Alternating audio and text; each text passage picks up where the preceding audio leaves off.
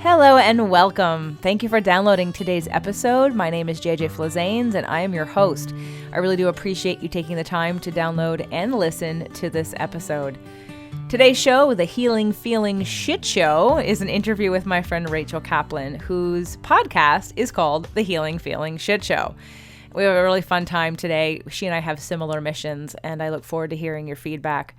Before we get into today's show, I thought because of the theme being healing feeling, that I would announce here that we are doing Releasing What Weighs You Down 2020. It is now being hosted this year, upcoming year, at 1440 Multiversity. You can look them up. It's 1440multiversity.org, I believe, but it's 1440 Multiversity. It is in Santa Cruz, California, about 15 or 20 minutes from the San Jose airport. And how the tickets work differently is you buy everything through them.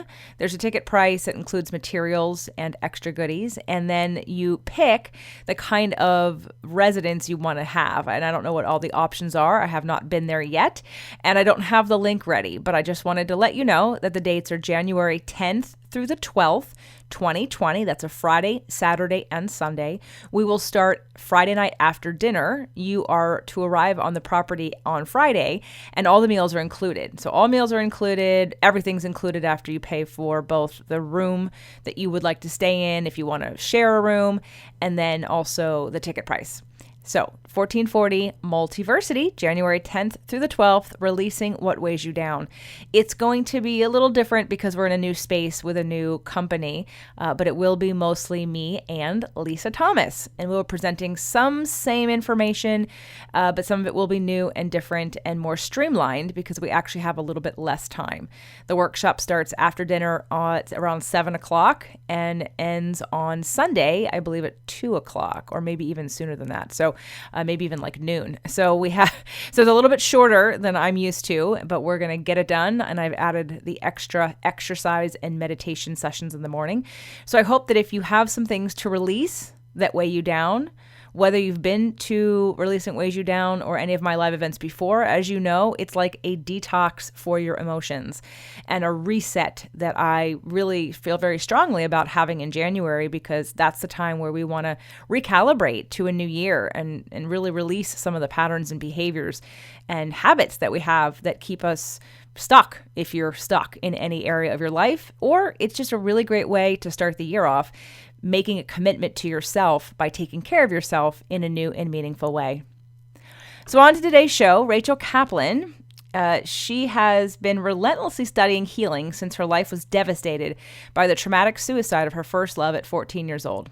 This lifelong personal pursuit led her on an international mission to study the methodologies of the world, focusing on spiritual practice of Eastern religions and the cutting-edge Western psychological approaches. She's a longtime yoga practitioner and teacher, as well as a bold, seasoned psychotherapist. After 25 years of studying these technologies and successfully working with students and clients, Rachel simplified the single most important and necessary tenet of deep core psychological healing as the emotional equivalent to potty training. Rachel has created a new podcast, The Healing Feeling Shit Show, to potty train grown-ups through their foundational first season so they can achieve emotional resilience, the new happy. Rachel also has a thriving psychotherapy practice in the San Francisco Bay Area. Besides catalyzing healing, she delights in music, dancing, design, fashion, and the band Radiohead. Welcome to the show, Rachel. Thanks so much for having me, JJ. Your pitch at New Media Summit was definitely one of my favorites when you talked about poop. And not because I'm like a poop person. You know, some people think poop's really funny, like poops and farts, and everyone goes, ha ha ha, and they giggle and they think, you know, it's like hilarious. It was because of the correlation to poop and emotions. Right. That was awesome for me because it's the very basic, like everybody poops and everyone has emotions and you have to get them out. And so because of that, you started the Healing Feeling Shit Show. And I want to go back and hear your story of what it is you needed to heal, how much poop you needed to get out of you in order for you to start your journey. And then, of course, lead you to starting your show. Absolutely. Well, I have a very obvious starting point for my journey, which is that my first love, and it was an obsessive love, a teenage love, it started at age 12, but he, right before both of us turned 15, committed suicide. And the story there is even more tragic than it sounds. I mean, I think every suicide for anyone involved is devastating. But of course, I was at a very vulnerable age, and he manipulated me to be involved, but to be stuck, to be unable to stop him. So that really was a death of some sort for me.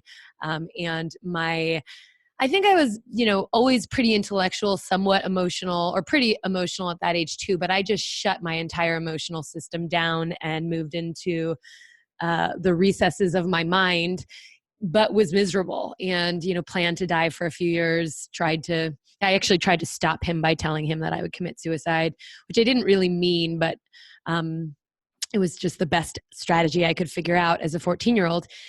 So basically by around, I'd say, almost 16, the first time I had feelings for another person, I recognized how damaged I was. I recognized that I had come to believe that, we're all meant to be alone, and that the connection is always short-lived. And I was just so shut down.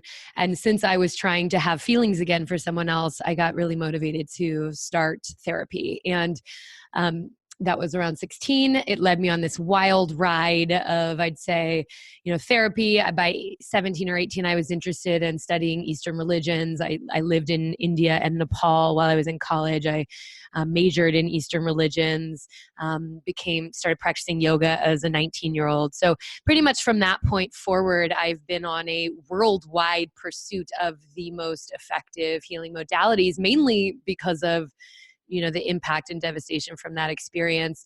Of course, eventually I started to uncover wounding that came much earlier in my life, as so much of everyone's wounding comes really initially in the first few years.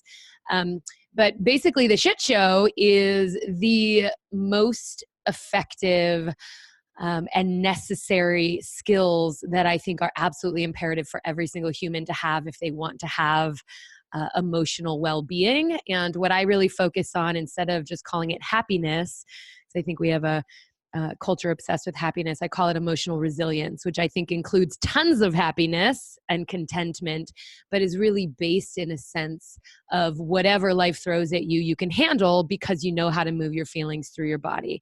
And the metaphor, last thing I'll say about this whole journey, is that the metaphor of emotions like poop is the most effective way I can convey to my clients.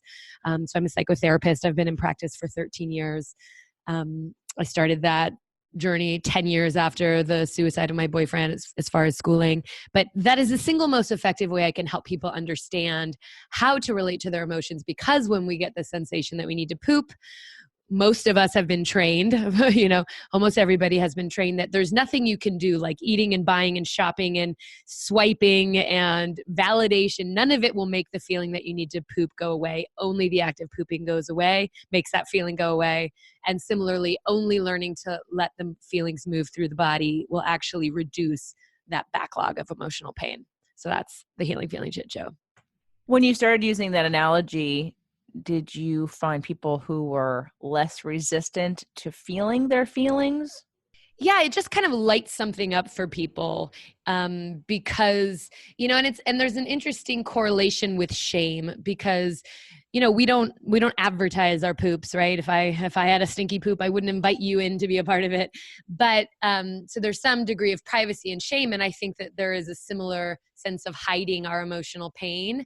And so that's a really useful thing for me to connect, because we don't need to feel ashamed about pooping. Like you said, everyone poops. And similarly, we don't need to feel ashamed about emotional pain, because you cannot be a human in this life and not have emotional pain. We know that we and everyone we know will die, that there are losses that you can't avoid if you're really living.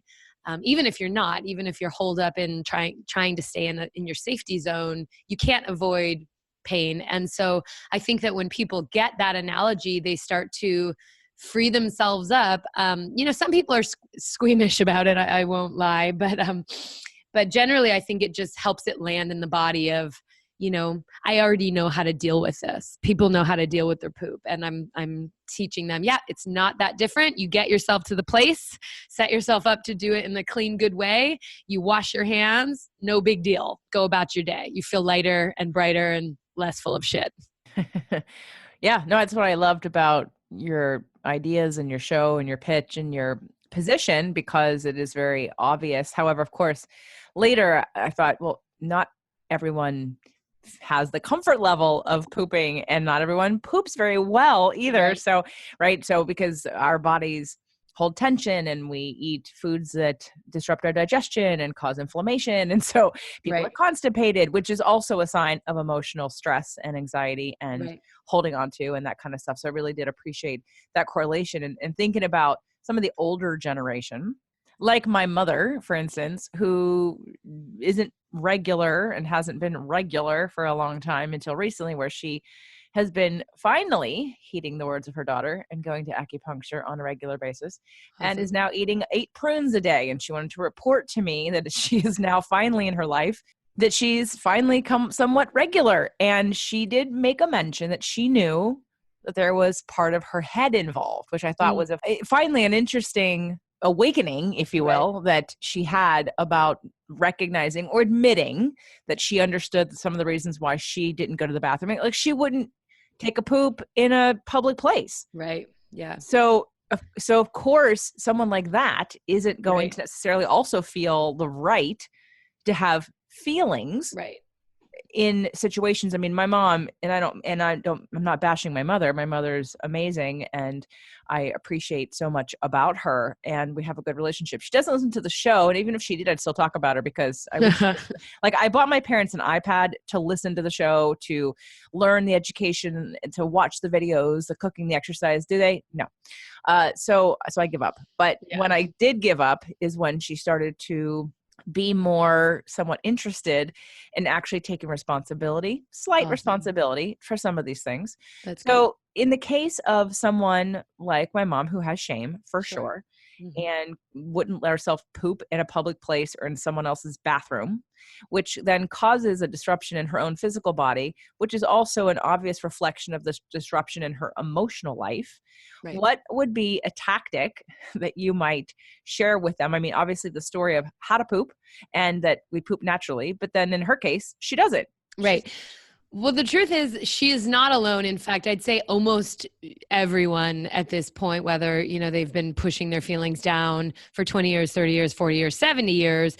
I mean, the truth is that we are conditioned initially by our well-intentioned parents, by telling us that we're okay and that, shh, you're fine, but just the truth that it's hard to take care of a tantruming, crying, emotionally reactive child. And I feel for parents. I don't shame them. Everyone did their best, or most people are doing their best. And people who aren't doing their best are just so flooded and bogged down by their own wounding that they can't do better. So most people from, their first few months alive have been conditioned out of having big feelings, and then our culture absolutely is funded and benefiting from us trying to consume rather than feel. So almost any single adult that I come in contact with, whether through my private practice or the show, I am assuming pretty factually has trouble actually moving their feelings. And that's why this isn't just enough. I mean, if it was as simple as have your feelings like you poop, we could put it all in a bumper sticker. It could be like a 1-hour workshop. The first season of the shit show is probably about 16 to 18 hours of a step-by-step guide. It's really a transformational course in hiding that teaches people, why are you wounded? Why did you shove your feelings down? How did that make perfect sense? And then how do you step-by-step learn how to feel your feelings? And so your mom's not alone. And, one of the best metaphors I give, I think, to understand the problem is that when we have been pushing our feelings down, trying to not show that we're ashamed or that we're afraid, or that we're sad, or that we're sure that we're an imposter, that if people knew us well enough, they'd see that we're full of shit. one of the best ways to understand that is when you've done that for long enough, it gets just like you'd have a really big pile of shit you're trying to move through. You have this huge file. It's like, it's like a massive video, right? And so I tell people, if you can picture that you forgot to download your movie on your iPad before you went to the airport, when you get to the airport, even if you have an hour, you're not going to get that movie on your iPad because the bandwidth at the airport sucks. And so a lot of the work that I'm teaching people how to do is, how do you increase your bandwidth? How do you increase your sense of support? And there are lots of ways to do it. I can give you a couple in a moment if you want, so that you can move these big files that have become massively terrifying. And that's what I'm doing as a therapist. I joke that I'm like a hotspot for bandwidth, is I'm templating to my clients how to move those big feelings. And then there are ways like using nature, like someone sitting with a tree, the same tree every day, and you go and you kind of tune in and slow down, and you feel your body, breathe into your torso, and start to maybe even talk to the tree about what's bothering you. Like that sense of being held by something bigger can be something that increases bandwidth. Using music, using art, there's all kinds of strategies. And I break it down generically for all emotions. And then episodes 7 through 10 will break down each specific emotion. And for my show, that's anger, sadness, fear, and shame, with tons of strategies about how you can connect into that particular feeling and move that particular feeling. What's been the response, I'm curious, for people listening to the show? Well, thanks for asking. I mean, it's funny for me. I met you in a podcasting world. I knew nothing about podcasts, barely listened to them before I made this. And so it's all been a kind of an adventure, and one which I haven't necessarily had the data to interpret. I mean, one response has been that, I think it's been, actually today is a Wednesday, so it's an anniversary day. I think I met maybe 14 weeks since I launched. And the stats are around 43,000 downloads for the 12 episodes. I'm getting emails from people all over the country, people saying this has been life-changing. A born-again Christian who hasn't had any emotions for this long, or people recognizing themselves through some of the way I'm describing some of the different circumstances that people of different race have in our culture, in our country. A lot of people just, saying that it's really speaking to these parts of themselves, that they're crying throughout the episodes.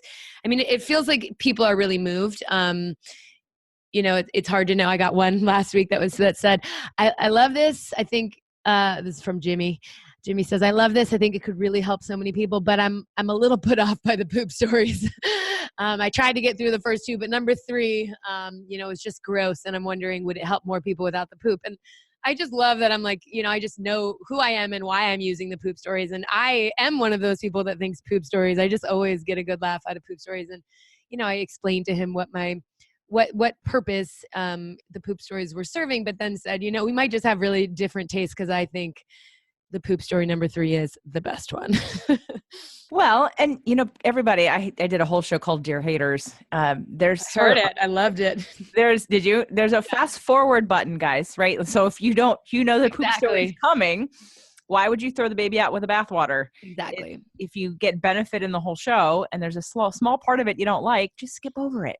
Right. And for me, part of what I'm trying to model, and I think I really genuinely live this, is what is the point? And for all of your listeners who are obviously so committed to their well-being and their health and their spiritual evolution, it's like, we are going to die. We don't know when, but it's definite. I mean, unless you're one of those people who is, banking on uploading your consciousness into whatever comes next, which, that's so questionable to me. But part of the joy of life is that it's temporary. And so for me, if we're going to spend 20 years, 30 years, however long it's been cultivating well-being, what is the point if we don't enjoy and lighten up and figure out how we actually have fun? And so, that's one of the things I like to hold, is that the content of the shit show, the first season at least, is really some of the deepest, most painful, most excruciating, least tolerable experiences we all have, like burning in shame and worthlessness, feeling terror, like really coming into a direct experience of these parts that we were sure at some point made us unlovable. That's heavy shit, right? But I am doing it, and I'm presenting it, and I'm talking about it in a way where I'm really embodying that, look, this doesn't have to be so heavy. It can be light also.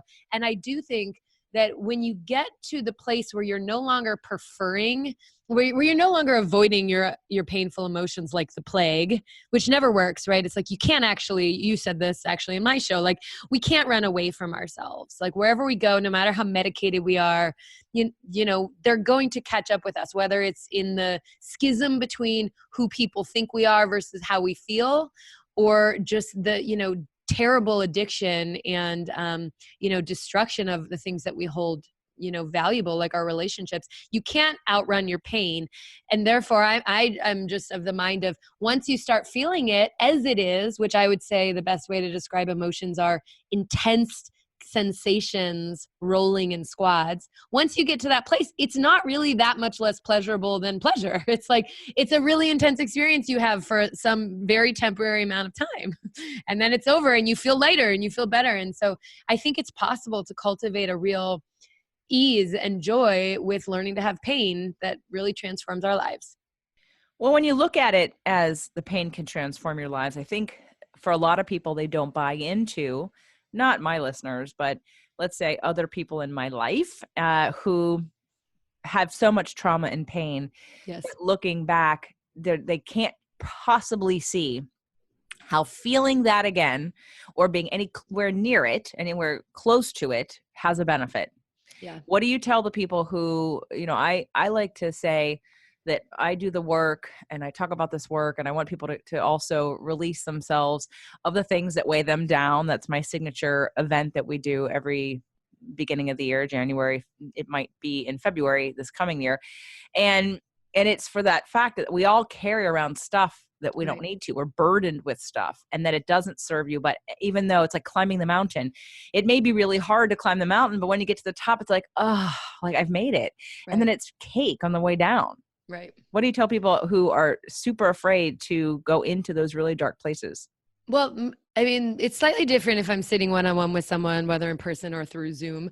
But the main thing is, you know, helping people. I have a way, I think, of seeing people's patterns and the ways they're suffering despite their efforts to avoid their pain that really almost can be alarming to people. Like, how do you know? You know, there's a sense of just being able to call out very quickly, usually just because I've been doing this for so long, how their efforts to not have pain actually leave them in pain. And so there's something about people just feeling witnessed in their best strategy and how it's not really working that I think opens up the first gate.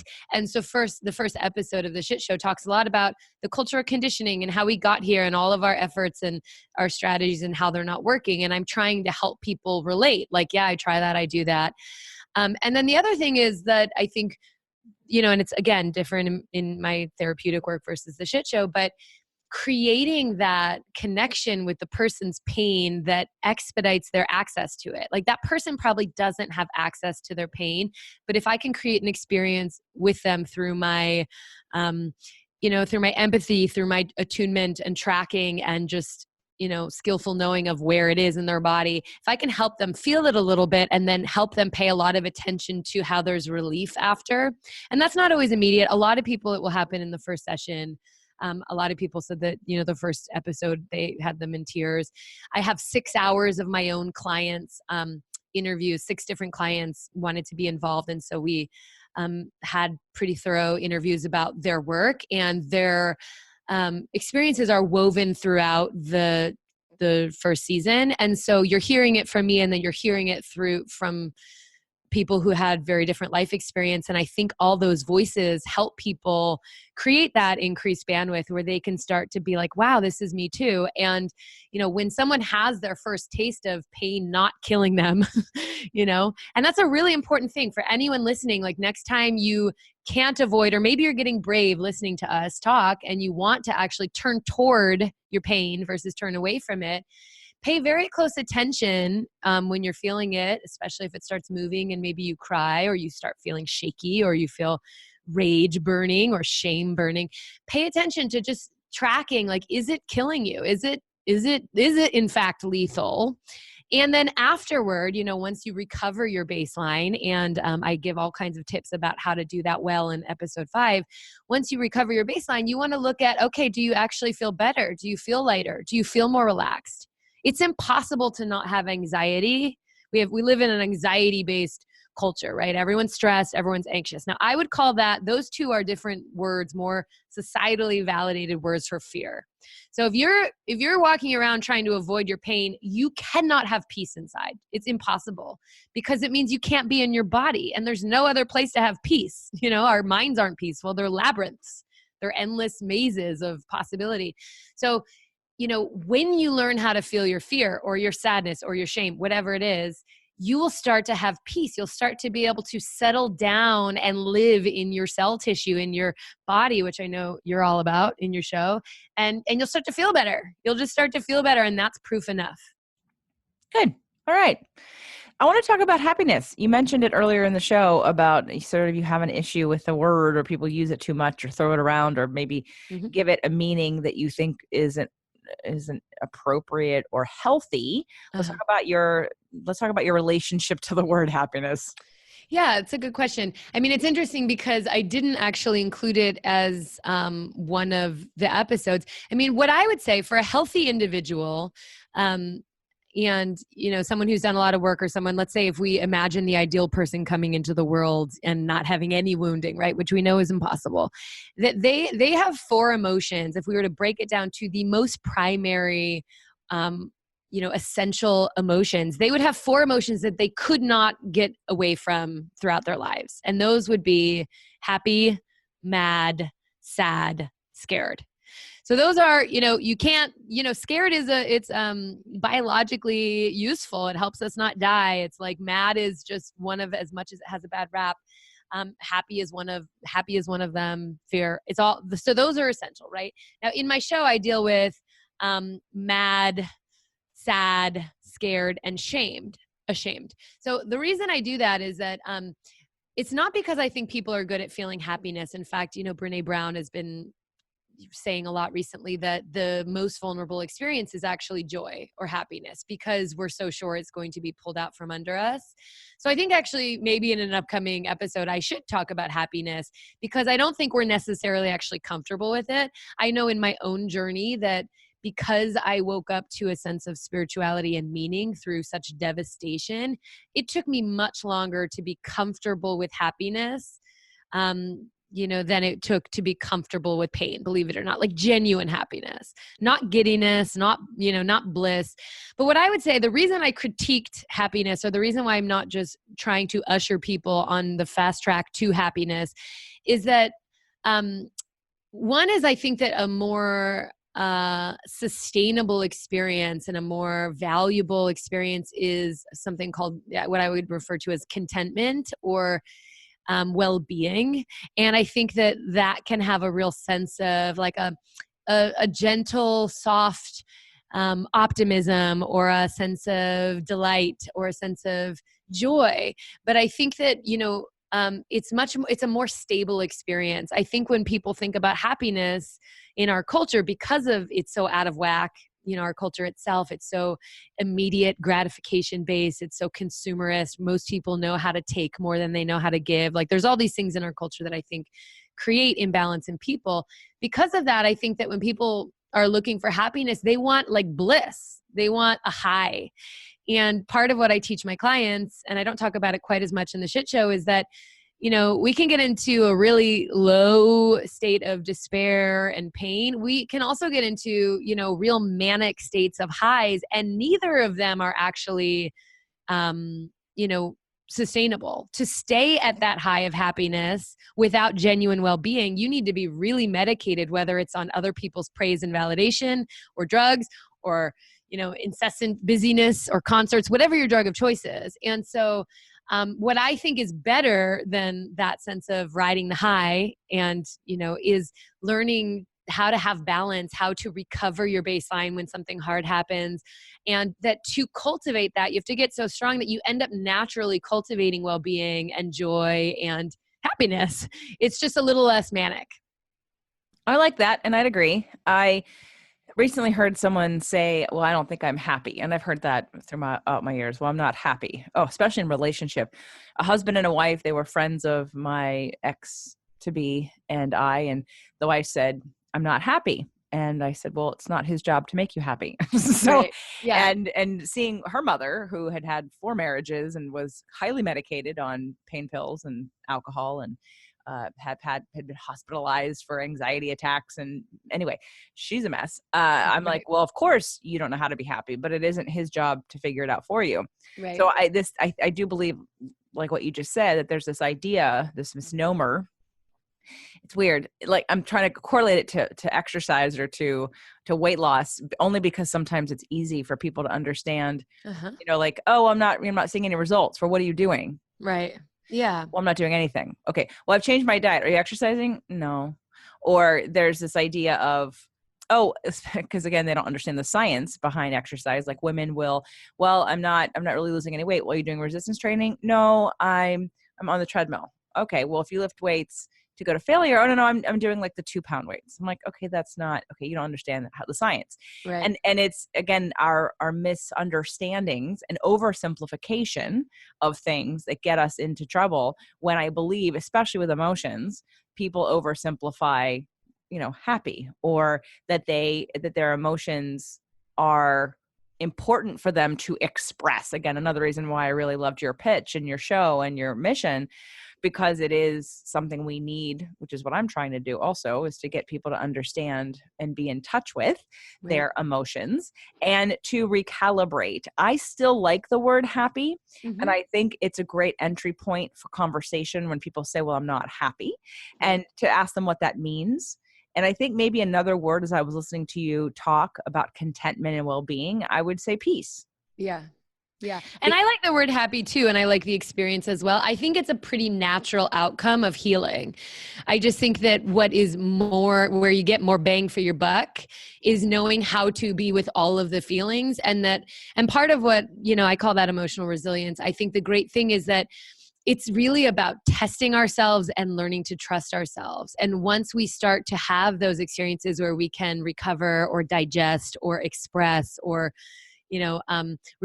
just bounce back from the pain of our lives, our losses, our stresses, whatever it is, then we start to trust ourselves and we start to feel so capable and so strong that we can actually live the life that we dream of, where we can take bigger risks, we can connect more deeply, we can get out of our comfort zone, and really, I think, actualize into who we are, the best version of ourselves. And through that, it's a pretty enjoyable experience, when you start having these experiences that feel like they're blessings or miracles or synchronicities, or you're surrounded by people that bring out your best. That's going to feel really good. But I think the way there is really through earning it, through testing ourselves, through being able to be with all of the feelings versus just focusing exclusively on trying to create happy. Agreed. Because obviously, if you don't have happiness, or you don't feel happy, or you don't know what that is, there's a lot of things in the way that you do Right. have that need to be let go of, right? Yeah, right. Yeah. I love that. So let's talk about your therapy for a second, both Sure. the methods that you use with your clients and the methods that you have experienced, and what you thought really moved the needle for you. Because I think I heard you say in your first or second show, or we've talked about that the idea of that most therapists are not doing a very good job of X, Y, and Z. And I'm not a proponent of traditional therapy for that reason, because I see what happens with people even just with a therapist who has to gain trust with a client. So over the course of a couple sessions, will repeat back and reflect back to them to build this trust. But yet, anyway, I just feel like it's such a waste of time when that person may never come back again if you haven't gotten to an awareness. And so I hate that process, because it wastes time, especially with people who don't want to be in therapy in the first place. It's like they're going to come in, and to me, I'm like, and that's why for me, I have haters, or I have people who don't like me in my show. In fact, I even had someone in my mastermind group who said to me, after listening to the Dear Hater show, she's like, when I first listened to you, I had a hard time. She's like, and I thought about it and I knew it wasn't you. It was very confronting, because what you said was true. And And to me, it's not necessarily the right way, quote unquote, in the therapy world to work with a client. But to me, I'm like, let's just get over the bullshit. I want people to actually want to do the work. And I don't want to spend 7 years to get you to open up to something. Right. I feel like I don't. So Well, I let's. think we have that in common. I think that's part of what I resonated with you is that you're a real direct, straight shooter, and I am too. And that's been a journey for me. I joke that I'm nearly impalatable these days. And I tell people who call me, you know, the first thing I do when we talk about how I work is I really let them know that I'm direct and collaborative, and I'm going to expect them to do work outside of our sessions if they really want to, you know, achieve results, and that I'm not just going to sit on the couch and moan and, you know, ask them how they feel. So do you want me to start with kind of my own background in therapy, or Yeah, I want to a add little bit? in. I want to add in a quick story. I Sure. had seen a therapist who did EMDR. She was on my insurance, and I think everyone's heard this story on the show before. But if you haven't, it was someone who I was looking for EMDR. I went to her, and she was very right brained. And for those of you that haven't figured it out, I'm both, and both, but I tend to use my right or my left brain more on the show, be strategic and linear and direct and all that kind of stuff. So I went to this woman and she did EMDR, but she'd always start the session with, "How are you doing?" Like in the moment. So I tell her in the moment, like how I'm doing. And Uh-huh. then she would just ask me questions about whatever that answer was. And so the hour goes by and And you there's no didn't do EMDR. EMDR? Yeah. And it happened 6 times. Now, every time I would leave her office, I would email her and say, "Hi, I'm coming to you for EMDR. I really want to do EMDR." And she's like, "Okay." And then I think I did the EMDR twice in those 6 sessions. I Right. wanted to do it as much as we could. And finally, at the end, she said, "Well, JJ, every time you come in, you talk about what's going on at home." I said, "Because you ask me." You Right. ask me, and this is your room, and I'm not going to try to tell you what to. So for me, it was learning. Like I had to go through a couple different people to find the right personality, Yes. to find the right set of tools. Someone who could do EMDR and hypnosis, who was a little bit more balanced brain, or at least more left brain. I Right. didn't need the hand-holding validation Right. that she wanted to give me. So I want to hear who worked for you, who didn't work for you, what moved the needle for you when you were going through therapy. Right. Great question. And so I can totally just picture that. But that's too bad. So first of all, I would say that there's one individual therapist that really was life-changing for me. And I found her as a teenager. It was the first therapist that I saw, or not the first, but the first therapist I worked with after my boyfriend's suicide.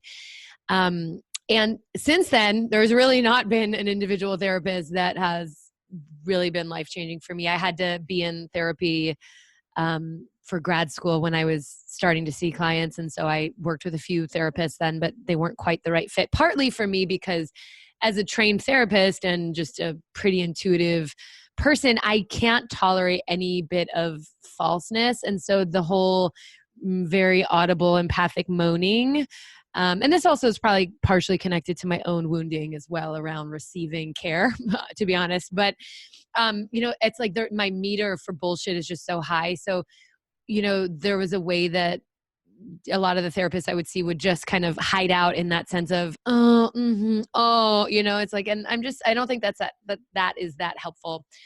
Um, I would say, you know, and the person that was really, I did also do a lot of couples work. I have a husband. You have an almost husband. I have a husband. So I was married, and we did a ton of work trying to salvage or make that marriage work. So I've seen all kinds of therapists, and, you know, I've trained in various modalities. There are definitely modalities that I really respect. I think as far as my overall critique on the field, it really depends on the integrity of the therapist, and I think the demand on the therapist. And what I mean by integrity is, you know, someone has to really trust that they're going to have a flow of clients where they don't have to enable a client to stay with them for money. They don't need to be so afraid of whether or not someone likes them or does not like them that they're just trying to keep the client comfortable and coming back. So if someone is either afraid they don't have enough money or that they really need to be liked, they're not going to be able to have integrity to really get people out of their comfort zone.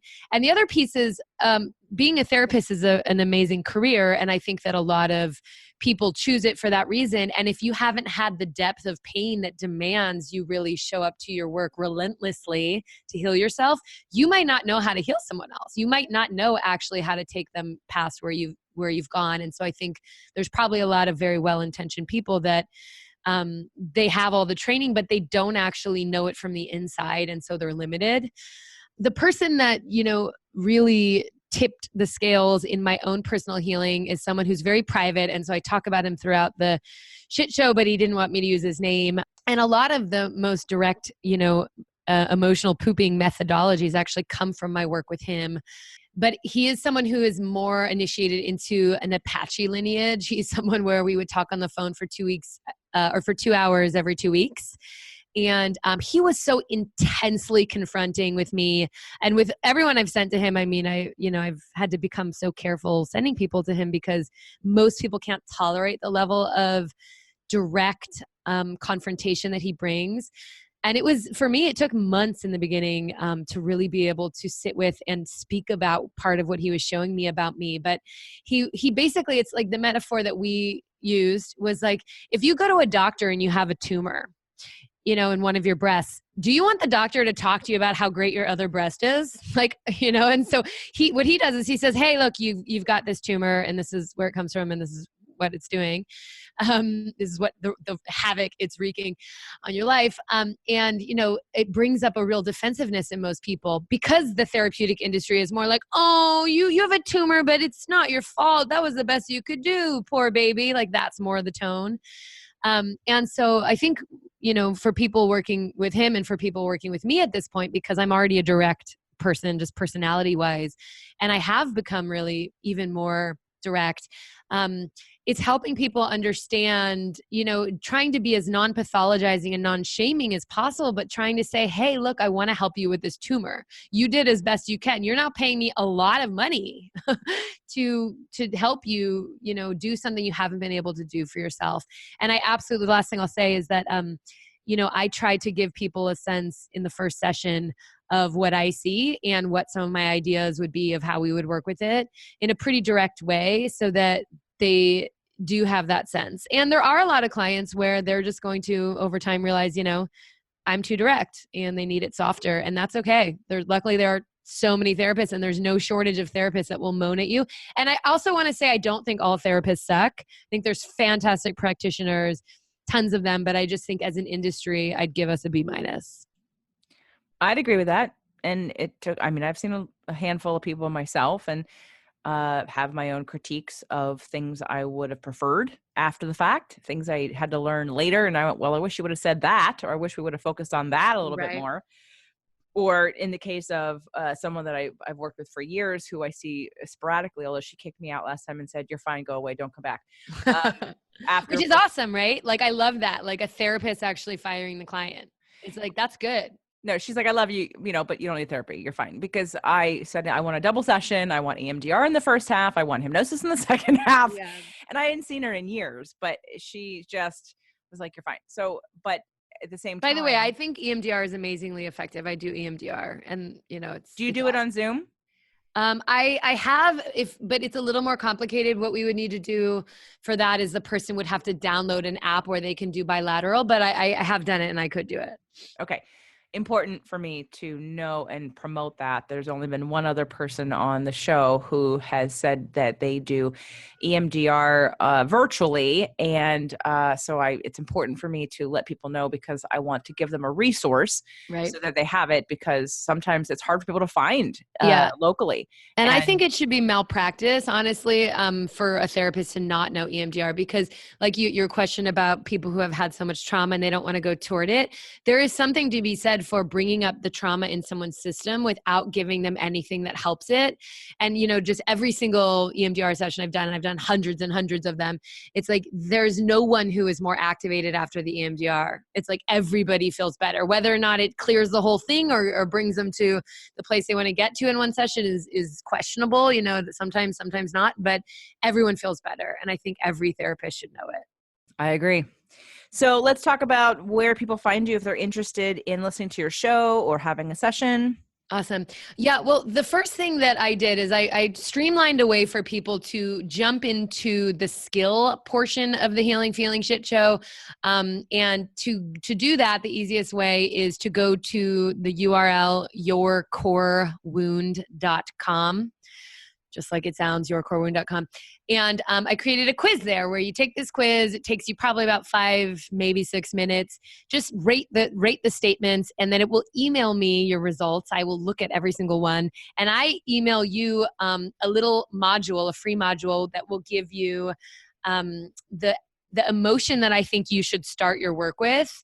It's not exactly true to say it's the theme of your core wound, because most core wounds are organized kind of similarly, and shame and worthlessness and belonging is always going to be deeper than sadness and anger. But it's like the emotion that is out of whack in your system that will give you an access point to try some of these skills. So I send you an episode of The Shit Show, a little video of me explaining how to work with that emotion, and a list of skills. Now, you will get much, much more out of that work, that streamlined action-based work, if you also listen to The Shit Show, and that is Healing Feeling Shit. And that I in shit is an asterisk, because in the end, if iTunes tells you don't have a podcast if you swear, I said, okay. And I did what they told me. So Healing Feeling Shit Show, it's on iTunes, Spotify, and all the places you would find podcasts. And the best way to, connect with me, whether I'm going to be leading some group work as well as doing individual work, is through my website, which is healingfeelingshitshow.com. You can email me through that. My email is there. And it's just the same name, but at Gmail.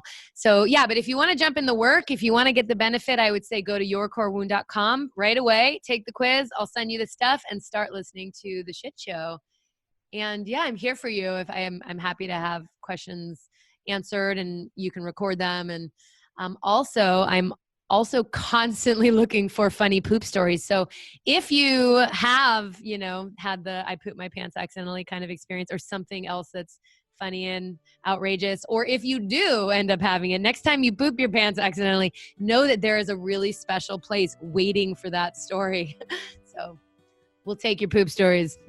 Awesome. Okay. And then people will not share that, because they'll be like, I don't ever want to know my poop story. So you can come in, maybe they can do an alias. Yeah. You don't even need to use your name. All you do is you record it and you email it to me. But anyway, no pressure on the poop stories. Yourcorewound.com, Healing Feeling Shit Show. And for those brave poopers, you know where to find me. Okay. Awesome. Rachel, thank you. Everyone check out the Healing Feeling Shit Show, yourcorewound.com. And I appreciate today's conversation. I know we have similar missions. So thank you again for being on the show today. Pleasure to connect, JJ. Thanks so much.